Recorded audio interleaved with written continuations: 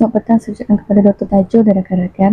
So, pada hari ini saya akan membincangkan topik saya yang bertajuk kurang keyakinan diri. Okey, apa itu kurang keyakinan diri?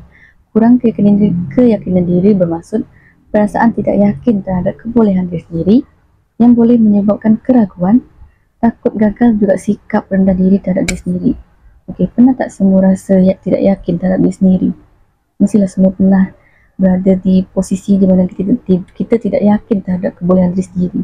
Okey, terdapat beberapa punca yang menyebabkan kita kurang yakin dengan diri sendiri. Yang pertama, membandingkan diri dengan orang lain.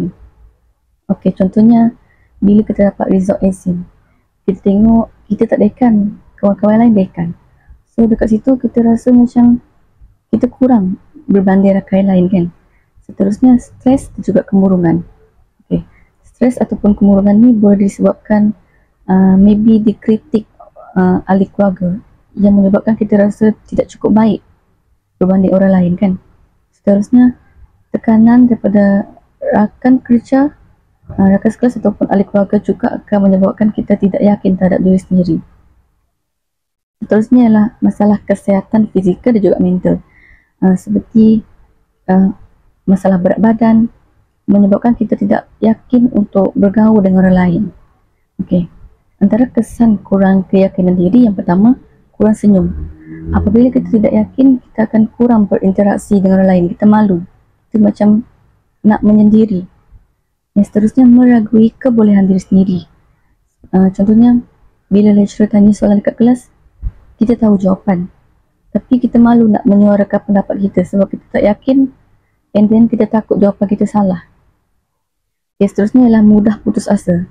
Contohnya, bila kita dapat result exam, kita gagal, and then kita macam tak nak dah cuba, tak nak perbaiki diri. So itu menyebabkan kita mudah putus asa sebab kita tak yakin kita boleh buat benda tu. Seterusnya ialah cenderung menyetujui pendapat orang lain, yang bermaksud bila kita dalam perbincangan, kita tak berani untuk menyuarakan pendapat.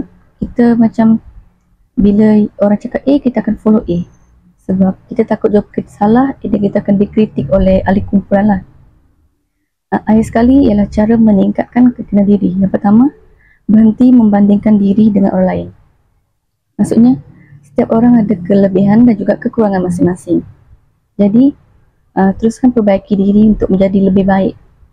Seterusnya, keluar dari zon selesa. Maksudnya, kalau kita tak yakin, sebelum ni kita tak yakin untuk berada di halayak ramai, so kita pun cuba untuk berdiri di halayak ramai, kita bercakap ataupun waktu pembentangan kita yakinkan diri kita boleh.